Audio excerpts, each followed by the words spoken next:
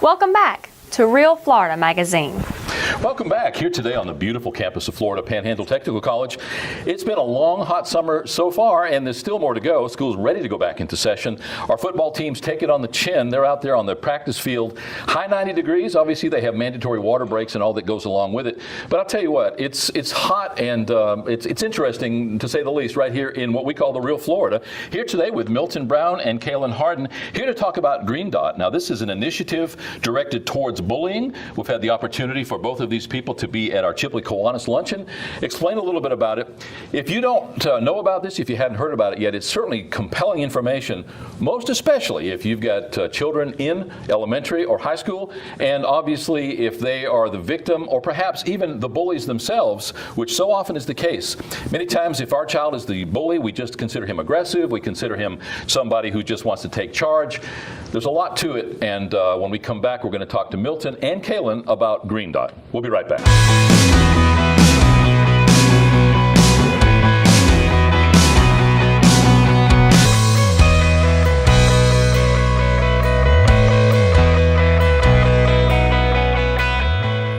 Welcome back. As mentioned, our guest today is Milton Brown and Kaylin Harden. Green Dot. Milton, you guys came and spoke a couple months ago, I guess, at the Chipley Kiwanis Club. The Kiwanis Club, held right here at Patillo's Restaurant on the campus of Florida Panhandle Technical College. Great opportunity for the business leaders of the community to hear sometimes first blush at the very beginning or inception of a program. In the case of Green Dot, you guys were just getting it kicked off. Talk a little bit in short strokes, the nut. What is Green Dot and what is that effort? Well, you said it yourself that one of the things we had to do was not only talk to the students in school, but this is a community-wide initiative. It can only be successful if we get people from the community, parents, community leaders, everybody on board, understanding what the program is about. Green Dot really is about a cultural change. Changing the way that we think about violence in schools, changing the way we think about bullying. For so long, we've just gotten to the point where we thought it's just a part of school. It's just a part of growing up.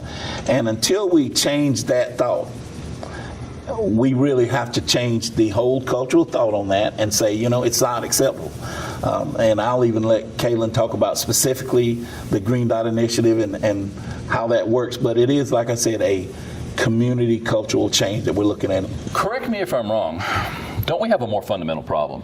Yes. Don't we have the problem of the responsibility as it resides in the family unit? You know, when I was a kid, the corner policeman would kick me in the butt if I did something wrong. When the school principal said, I'm going to call your parents, that was the worst thing. I would have rather taken a whipping than to have him call my parents. In our culture today, kids don't fear their parents, don't respect their parents in large part, not making that blanket statement, in large part, and we see it every day. But more importantly, our culture as a whole has become rude. We got people running stop signs. We got people cutting in front of people in traffic. Even in a small town like Chipley, many times they even know who that person is and they still do these less than generous acts. Do you think that this is more a sign of our culture as a whole?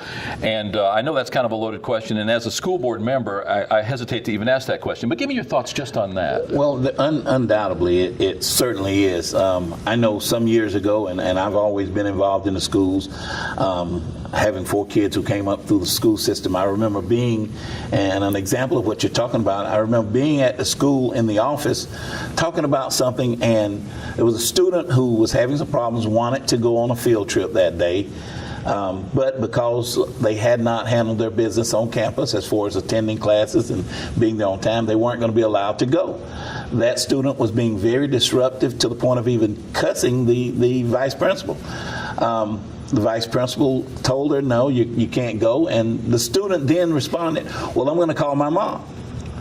And the principal said, that's exactly what you need to do. And that student called her mom, and I remember my thoughts when I'm expecting the mom to support the school, to say, you know, hey, they're right. And the mom literally began cussing the principal on the phone. And the only other option was the principal say, well, you need to come get your daughter and take her. But I cannot imagine that happening when I was growing up. I would have been sitting there, please don't call my dad. Please don't call my parents. Do whatever you need to do, but because I would have known whatever punishment I got at school, I was going to get it home once they found out. Well, culturally, it has totally changed. In the community, even at home, you didn't behave bad away from home, because if you did, you were going to get in trouble there. Those parents had the right to discipline you, and then you were going to get in more trouble at home for behaving badly away from home. Well, culturally, it went from being kids all the way to adults, talking about the examples you're talking about. And young people in school, they are a reflection of what they see.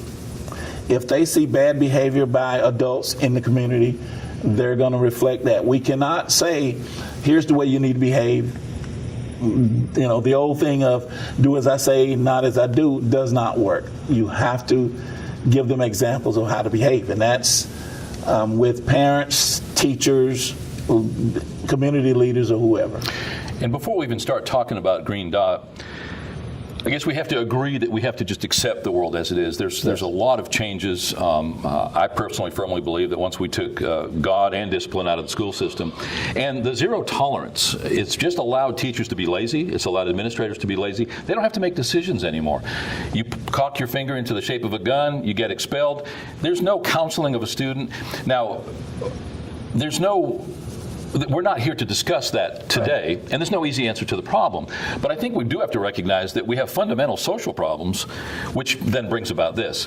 To talk about the bullying piece and the Green Dot, understanding that it is at heart an awareness program, certainly, because without that awareness piece or the educational piece, you can't go forward. Right. Talk about how Green Dot started, Caitlin. One of the main things that we do teach students is that they need to be very aware of their surroundings, because, I mean, what you think could be a violent situation or a potentially violent situation could just be someone's everyday normal. So you really have to read the signs between situations that they're looking at. That's one of the things that we really, really, really hype on. Take for example, texting between a boyfriend and girlfriend, where boyfriend and girlfriend text all the time, 24/7. Is that a regular thing? Does madly love a new couple, or is that one of the sides, maybe being aggressive and possibly wanting to keep tabs of them all the time? That's just some of the things that we teach them normally. Milton, you had many years in law enforcement. Along with education, certainly bolstered by many years of experience, to recognize a potentially inflammatory situation or a potentially dangerous or aggressive situation that could escalate into violence, went sensitivity classes. So constantly doing this yin-yang, this balance between putting out a fire and then even just recognizing if it is a fire at all. And when you put out that fire, doing it in such a way that everybody walks away with their feelings unharmed. I think, again, we've gone so far on the other end of that scale that we err on the side of everybody's feelings. Yes. And, when I was a kid, we didn't have feelings. We weren't allowed to have feelings. If you were in school or at home, you didn't have feelings. It was do it my way. I won't argue that was the best way. I will argue we had fewer problems, but I don't know if that's necessarily the best situation. There's a happy balance.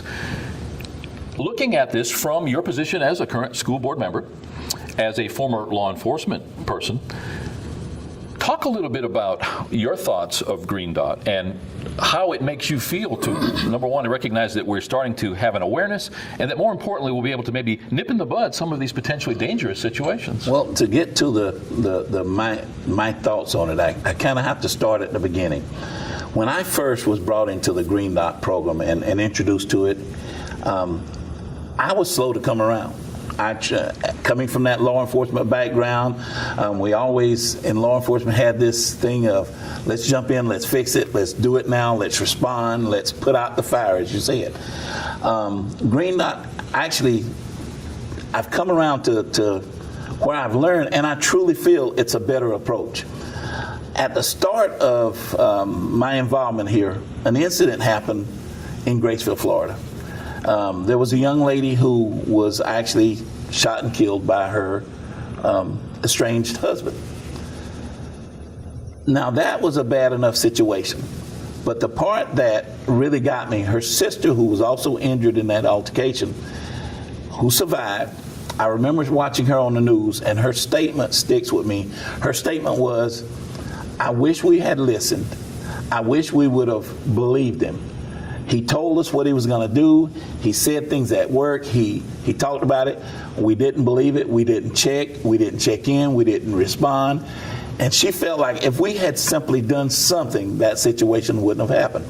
That's the foundation of the Green Dot program. If you see something, say something. You don't, and I know we hear that a lot in society today, but it's true. It might not be this horrible thing that's going on, and you might be questioning yourself, well, is it what I saw? Well, it might be, it might not be. What's the harm in simply checking in? What's the harm in asking that person, are you okay? And when I say that, I'm talking from a standpoint of what we call the bystander. In law enforcement, there was always a person who we felt like, let's jump in, let's do this. You're either the perpetrator or you're the victim. Well, we have tried for years to deal with the perpetrators or the victim. Here's how not to become a victim. Here's how not to be a perpetrator of violence or of bullying in school. Now we're learning and that, there's always somebody else there, and that person is the bystander. There's usually somebody around who sees this going on, who sees the bullying, who is not involved, but we teach them, and what we do in our training is we empower them to feel like there's something I can do. We tell them never put yourself in harm's way. You're never to put yourself in danger. Only do what you're comfortable with doing. If that is simply checking in, hey, are you okay?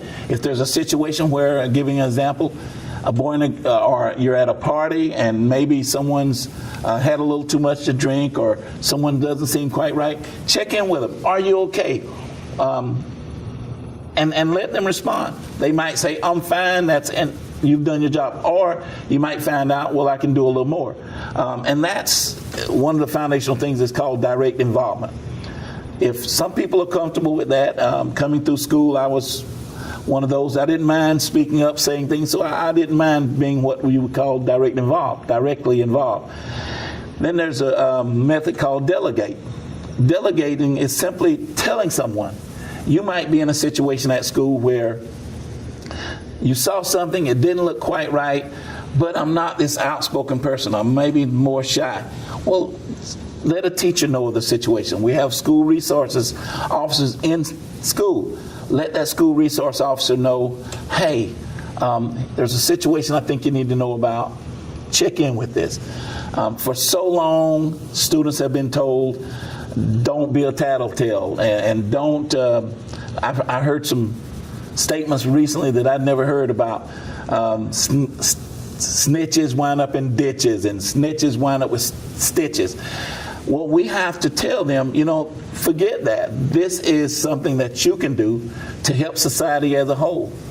And that method of delegating, telling a teacher, telling a resource officer, or even telling another friend, a person who's the same age. You might not know that person that's doing the bullying, but you recognize it as wrong. Tell that person's friend, hey, that's not right. Why don't you talk with them? Let them know that there's something they can change. And then another method is called the distract method. It's simply doing something to take their attention away from what's going on. One of the good examples I've heard is if there's a fuss going on at school, they use the example of mentioning someone, hey, is that your car out there? I think you left your lights on. Or I think your car got bumped or something, and it totally takes their mind off of the aggressive or the bullying that's going on and focuses them on something else, and that's called the distract method. But there's things that people can do within their own level of comfort. One of the foundational things is never put yourself in danger. We don't want anyone in danger. We don't want any student feeling like I've got to be the superhero and do things out of my comfort zone. No. And the basic principle that we all know, we all say is no one has to do everything, but everyone has to do something. And if we all do a little bit, then pretty soon, I really believe that not only can we make a change in the individual situations, but society as a whole will eventually get to the point where they say, this is unacceptable. How long are we going to accept the violence that goes on as adults? How long are we going to accept the violence that we see at school? And once we get past that concept of it's just bullying, every kid goes through it, I really do believe long term we can change societal norms and change the way people look at bullying. Especially coming from law enforcement, you're certainly hyper aware, probably, the situation with domestic violence. Yes. 2 a.m, you pull up to a Wendy's, husband and wife, or a couple of some kind, or arguing, fighting. The single worst thing you can do is get in the middle of it. They both end up beating up you. Yes. And there's no win to it. And one defends the other. Domestic violence. You go to a call, obviously nobody wants to press charges. They don't want to bail the other one out of jail if it comes to that. That's great. So you've got a dynamic there. What I'm hearing from you is a more holistic approach because of the fact that you're gearing towards school children, school-age children and young adults. You are hoping over time that this translates to society in general. What better example than a couple of parents having some kind of an issue and their child who has been exposed to the Green Dot program being able to share something with his parents or with other adults, and them actually thinking, wow, here's a 12-year-old kid telling me. Kaylin, did you ever experience bullying when you were in school? I did, actually. Not all through my 4 years of high school, because when you get in, senior status, it kind of drops. But definitely around my 10th grade year, it was pretty bad. Did you ever experience situations where you may have been part of a group that was bullying and you simply looked on and didn't say anything because at that time peer pressure being so strong? Actually, to be 100% honest, I was in one of those groups myself. I don't think there's anyone who can say no Yeah. to that. At some point in time, we have all, either as children, young adults, or as full-blown adults, been in situations where we see something happening that we know is unjust, wrong, that it can be construed or painted as something of a bullying situation. We all have. Right. I have regrets from when I was in high school. Now, there were times when I got bullied. I was raised in a Catholic, I went to Catholic school, and we were raised that you didn't fight, period. Mm-hmm. I took a few beatings while I was young because I was trying to obey the rules until I realized, wait a minute, what's wrong with this picture? And the first time I threw a punch, I didn't have a problem with that kid again. So on one hand, we've got parents saying, hey, when they kick you, you kick them back. When they take a swing at you, you take a swing back. Right. Unfortunately, everybody pays the price because, once again, zero tolerance. When you're in that schoolyard, everybody loses. So I can see many layers of benefits from this program, not just societal and that big picture in a long period of time, but you may prevent somebody from just simply being thrown out of school on that one day. What are you finding? What are you seeing? How is this being received? What are you doing now, Kaylin, as far as presentations? Again, you came to the Kiwanis Club first. We'd heard about it. What are you doing at this point to get that word out, and to whom are you giving this message? We are targeting the first population that we will target when we go back to high schoolers, juniors and seniors, because they're the upperclassmen, and they're generally the underclassmen are very influenced by the upperclassmen. So if we get them on board with it, and 90% of them are, shockingly. I was very nervous going in because I'm young, and I did go to Holmes County High School, so I was very nervous about how it was going to be perceived. Because is it just another violence prevention class? Because you hear violence prevention and it just goes right over your head. And so it's like, oh, okay, that's fine. I'll just get out of class that day. But when we come in, we're taken to what we call a bystander training. We do a little overview speech with them first in the classroom, just kind of give them the gist of what it is, and then they have the option to sign up, or we can invite them. When they come to the bystander training, it's about a 6 to 7 hour training, and we keep them all day, teaching them everything about Green Dot, the 3 Ds, when to intervene, not to intervene, who they could tell, who they can't tell, or shouldn't tell. Everything that needs to go along with the program is what we do. When we first heard about Green Dot, and I spoke to you guys, I said, listen, we really need to give you a bigger audience. We really need to let the community and the world at large know about this. When you and I were going back and forth in email trying to figure out a date, you suggested a date later on in August, and my first thought was, let's get this word out before school starts. Right. I can't help but think that with the viewership, especially of this show, I don't know if you know where or not, but this show's on Comcast Cable. It's on 35,000 unique Facebook viewers. Okay. It's on YouTube. It's on several websites. So. And at some points, I think that some of these are even picked up by the school district for their website for informational. So if we can start planting that seed, that green dot, and start letting people know about it. I would suggest that sometimes when people get to those last couple of years of high school, junior, senior, their habits are probably as ingrained as they're going to be. There's probably, some that are going to, we look at Tim Tebow. Tim Tebow was one of the first guys. Now, there were some that came before him, but they didn't get as much attention.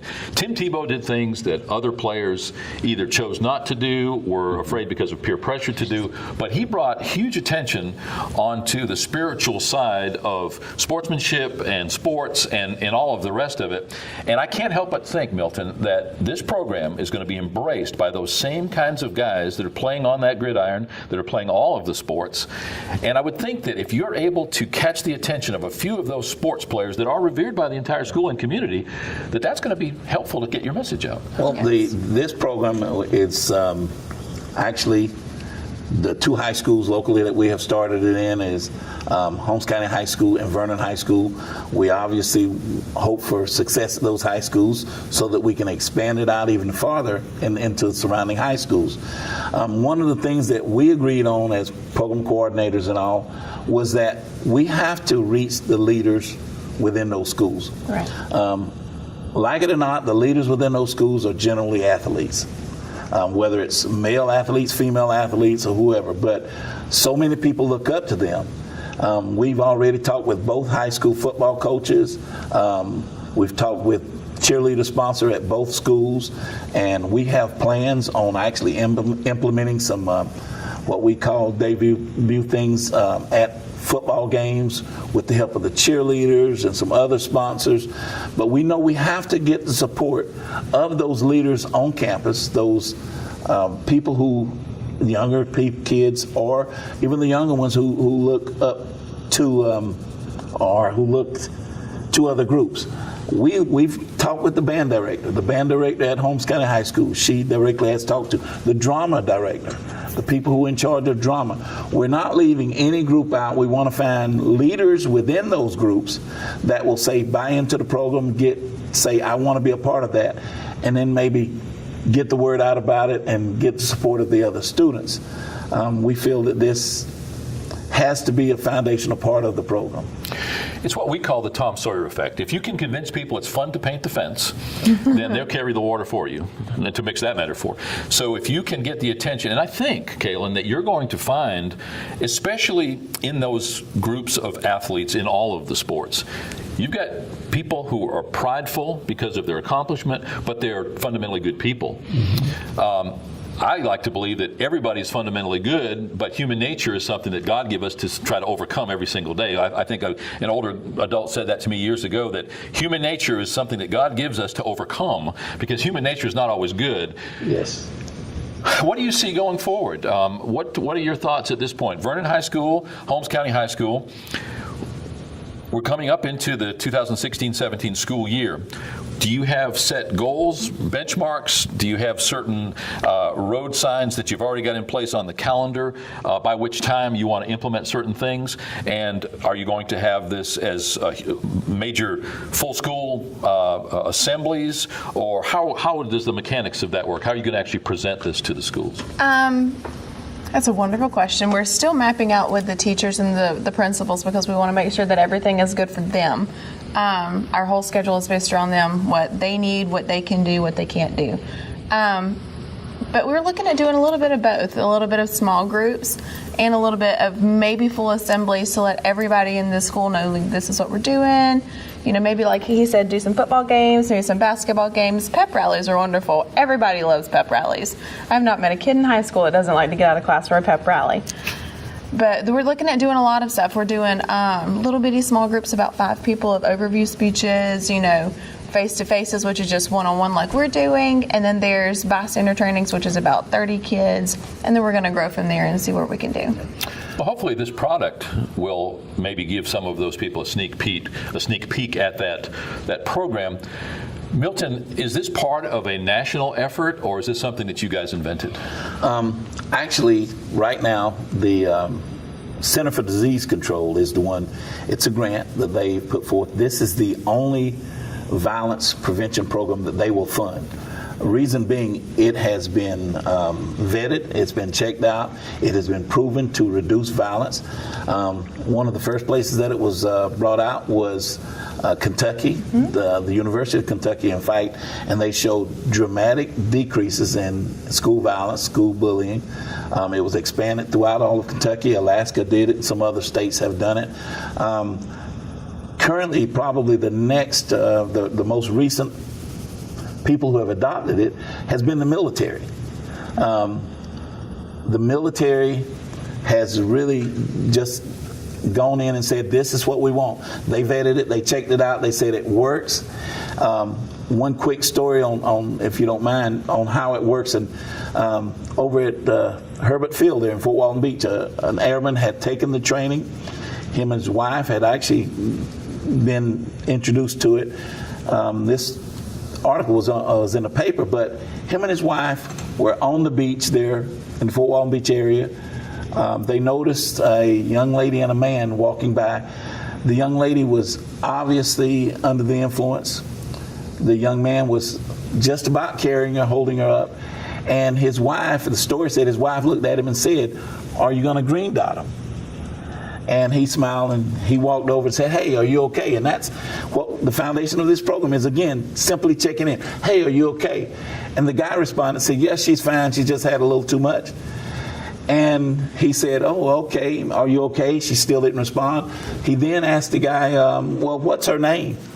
The guy stumbled around, fumbled, couldn't say anything, and literally said, "It's not worth all this," and dropped her and walked away. In a minute, him and his wife are there helping the young lady. They look around, and a group of young ladies come walking up and said, "We were looking for her."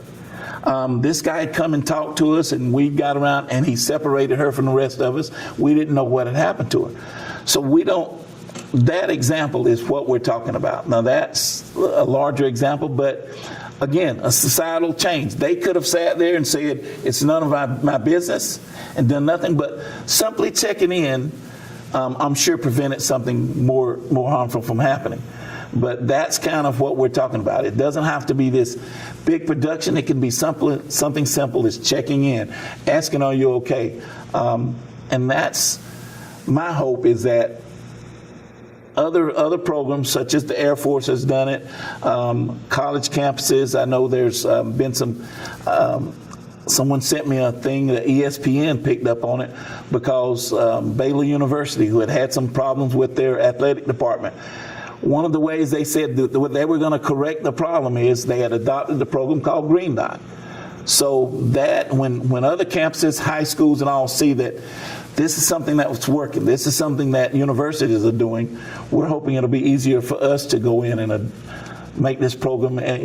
It's only as good as people perceive it to be. If they think it'll work, they'll buy in and they'll be supportive. And that's kind of what we're trying to overcome now, is get out the word and let them know it will work.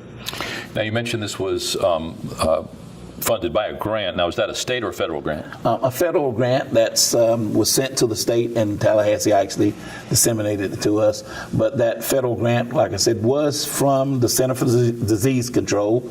They only currently fund Green Dot because it's the only evidence-based program that's out there. Have they put into place some way to quantify results? Obviously, spending any money, especially at the federal level, I'd like to think that they've got some kind of a way to measure response and results of this kind of a program. As far as you know, is there anything? One of the ways that do it, we do surveys. Before we ever do anything, we do surveys within the school system. We disseminate that. And we don't tell them what we're looking for. We let them answer. After the program has started, we do surveys after we've done the initial bystander training, and there's further surveys on down the road.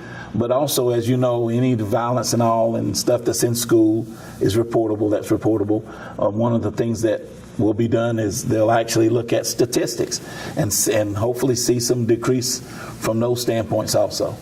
How long do you have with the current grant in place? How long can you carry this program forward? The current grant is a 5-year program. Hopefully at that time it's one that possibly could be renewable for another 5 years. As far as the implementation process, it's very specific. There's actually 4 phases to the program.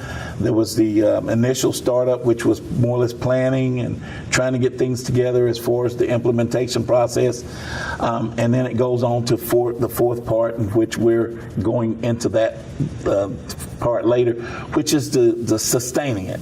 It's more or less getting it farther out into the community, not just into the high school, but getting the word out into the community and sustaining that program so that if we've had success within the schools, we can continue to build on that success. We don't want to back up. We want to continue to build on that and continue to get the word out.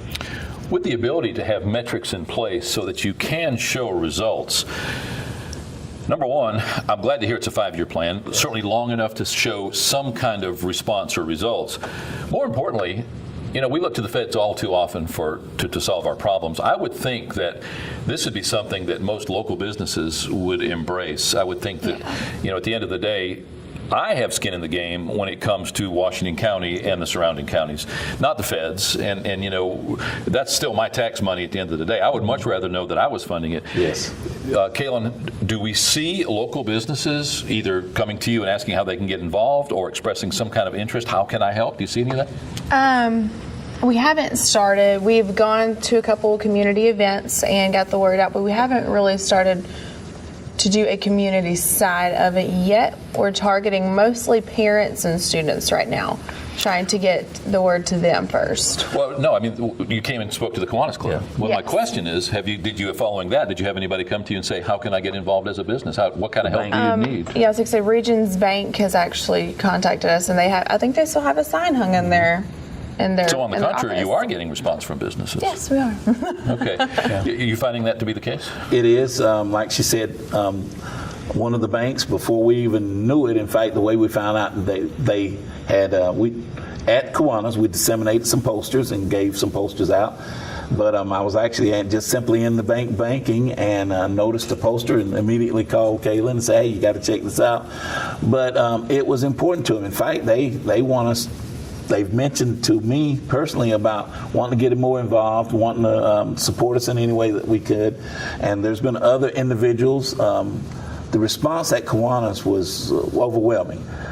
That day before I left, there was several people came up and told how they felt about the program. It was all positive. It was all good. So I am looking for good responses. Before we leave today, I'm going to give some information out about hopefully some upcoming training that we can do, community bystander training that we can maybe get some people from the community involved.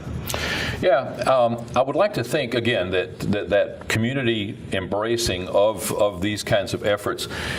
There's no bad causes. It's like United Way. They fund over 400 different nonprofits, and there's not one of them that does anything that's anything but good. But at the end of the day, everyone has a finite pool of money. Unlike the federal government, we can't spend more than we make. And so every time I contribute personally to a United Way type organization or another nonprofit or embrace some event in some way, I want to be sure that it's worthy of my time, my effort, my hard-earned dollars. This, I would like to argue, is certainly one of those, and I would like to think that going forward, you should be able to get the community to embrace it. Have you yet spoken to other fraternal organizations, Chamber of Commerce, the local hospital, that sort of thing? Have you had any of that? I think we've done a couple of interviews so far. The kickoff was actually the Kiwanis. I've done a couple of small presentations. I've done one at a church. And speaking of the spiritual side, I think this is something, especially churches, we have plans to hopefully, with this downtime of the summer, to talk to youth groups, church youth groups, do some training with them. But we want to get every part of society involved. As going forward, we have plans, and one of the things that we're probably going to need help with sponsorship and stuff for is we've talked to both cheerleader sponsors at Vernon High School and Holmes County High School, and we're hoping to get on board when Vernon High School plays Holmes County High School in football this year.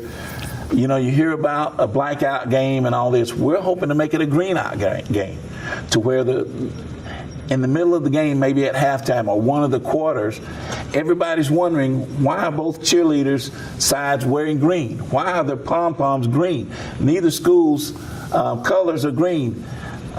Asking questions. We know that one of the ways of getting things out is to ask questions. So when we get people there at that football game saying, what's all the green about? We'll have students that have been trained to explain what Green Dot is in the area with their shirts on, identifying them as supporters of Green Dot, going through the group or going through the stadium explaining this is Green Dot.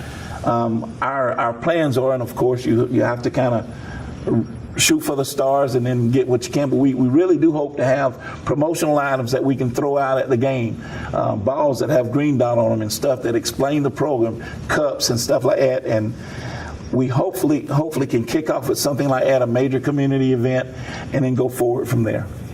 In our world, from a public relations and a promotional point of view, the best way to get something done is to tell people it's going to happen. And then you've painted yourself into a corner and there's no choice. Well, we've done it. And then you have to do whatever that is. Kaylin, are you an employee of the health department, or are you working just under that special grant?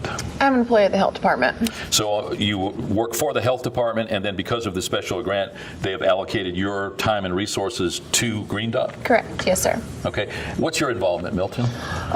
Same thing. I'm actually, I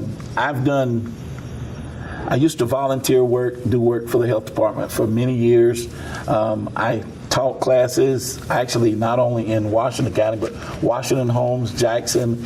I would even go into Bay County doing classes called Safe Dates, Guiding Good Choices. I volunteered for many years. After retiring from the Highway Patrol, I then took on a role of they allowed me to come in under some programs and paid me to do the classes. And me and my wife laugh a lot. We say, we better not tell them I'd do it for free. So, but I love the program. I believe fully in the Green Dot program. I do work OPS for the health department through this grant program, and I love it.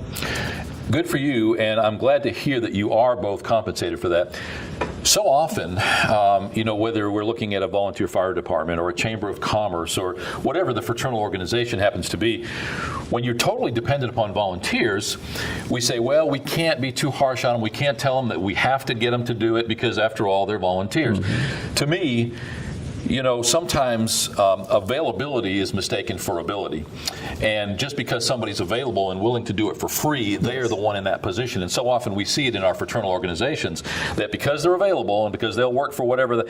So I really am glad, because at the end of the day, you're held accountable as a paid employee. That's correct. Under a state mandate or a federal mandate with a grant, I would imagine that you guys have a timeline, that you have hurdles over which you have to jump, that you're probably held to task scheduling wise. Would that be correct? One of the things is that we are held accountable. We have what we call deliverables. There's a time frame that we must do certain things on the rollout of the program. We must meet with so many kids. We must do so many trainings. And to keep us motivated, there's a financial consequence if we don't. So we're motivated from that standpoint, but I'm convinced that you can't do a program like this if you really don't believe in the program. Like I said, I'm honest. When I first went to the training for a few months there, I was very skeptical that this would work. After actually going through a second training, learning more about it, realizing that what we've done from law enforcement is reactionary. We go and we respond to this, respond to that, and keeping communities safe and stuff. But this is a different concept and different approach for me. I really believe that starting with the young people, trying to change their thoughts, their cultural thoughts that it's not acceptable, is the approach to do it. And from a standpoint of the bystander standpoint, that's so important. There's very few people who are the bully or who receive bullying or who do violence, but there's always other people around who can see it and who can respond and try to help in some way. You know, to use the fire department analogy, isn't it much more productive to teach that child not to play with matches than to figure out how do we get the insurance to cover this total loss with this house burned to the ground? We're just about out of time. What I would like to do is reserve the opportunity for you guys to come back, and really you should come back quarterly, if not more often. Let us know what's going on as you have information about the way in which your presentations are received in the high schools, for instance. Kaylin, is there anything about which we haven't spoken that you'd like to add before we leave? Yeah, actually, there's one part. When we were talking about the statistics, one of the things that they found in Kentucky that when they were doing it was ratings for violence actually went up in the middle of the program between the 5 years. Around the third year, the ratings for violence actually went up, and it actually shocked a lot of people because they were like, oh my goodness, there's this program. It's supposed to be doing all these great things. Why are violence, statistics going up? But it was because they were noticing it now. They weren't just brushing it off. They weren't just, that's not really what it is. They were actually noticing it, and they were feeling confident with what they've seen and reporting it. So the violence statistics went up, and then they drastically came down after. Interesting, and because as we said at the very beginning of the interview, I think the awareness piece is the biggest part of it. Right. Just knowing, just watching, just looking, not being afraid to be a little more invasive than you ordinarily would be. And let's face it, if it's a 250-pound guy with a girl over his shoulder, and there's a couple of high schoolers over here, there's going to be a natural reluctance to want to get involved and maybe get a punch in the nose. But at the end of the day, as per your example with Herbert Field, probably save somebody's life, possibly a rape. I mean, who knows what. Milton, how about you? Is there anything that you'd like to add before we leave this time? Again, understanding that we want to get you back on very often. I would just like to add that this is a community effort. One of the things and one of the important parts of this is getting the community involved. We eventually want to schedule, and we're in the planning stages of that now, schedule a Green Dot bystander training for community people, for citizens, anyone in the community who'd like to come and be involved. We're taking names and information for people who want to be part of that program.